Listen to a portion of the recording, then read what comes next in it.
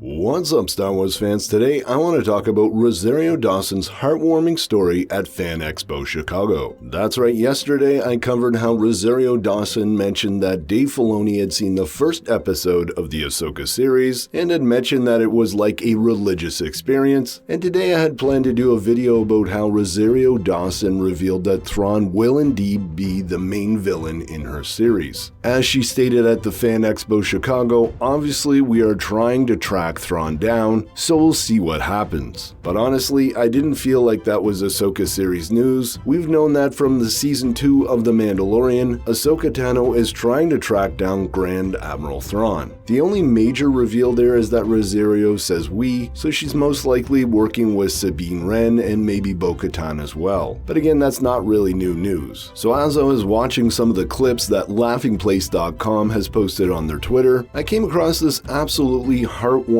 clip about why Rosario Dawson is at Chicago Comic and Entertainment Expo despite the fact that she's still filming the Ahsoka series. She stated in her interview, "I really wanted to do this con so much when I got asked because years ago I came out to this con and met Carrie Fisher." And for me personally, this is just another example of Rosario Dawson respecting what has come before her in Star Wars. I mean, Carrie Fisher absolutely paved the way for a female Jedi character like Ahsoka, and like Rosario Dawson has shown nothing but respect for Ashley Eckstein, Ahsoka Tano's voice actress. Rosario goes as far in this interview to call Carrie Fisher a goddess. And she goes on to state in the interview that we had all long been finished with our signings, and Carrie Fisher still had a massive lineup of people that wanted to see her, and she stayed and signed with everyone. Rosario Dawson goes on to state that she wasn't even imagining or dreaming at that point that she might be part of the Star Wars universe, not to mention playing a character that would actually know Princess Leia and was just so ultimately connected to this great story. And I gotta say, it's just really interesting how Rosario puts this. I never thought about just how interwoven Ahsoka is with this story. Yes, we see her a lot in the Clone Wars and she's a big part of the prequels, and hopefully we're gonna find out more of what she was doing during the original trilogy, and of course we know for sure that she is a big part of the aftermath of the original trilogy, as we've seen her have contact with Luke Skywalker in the Book of Boba Fett, and we saw in The Mandalorian Season 2 that she's trying to track down Grand Admiral Thrawn.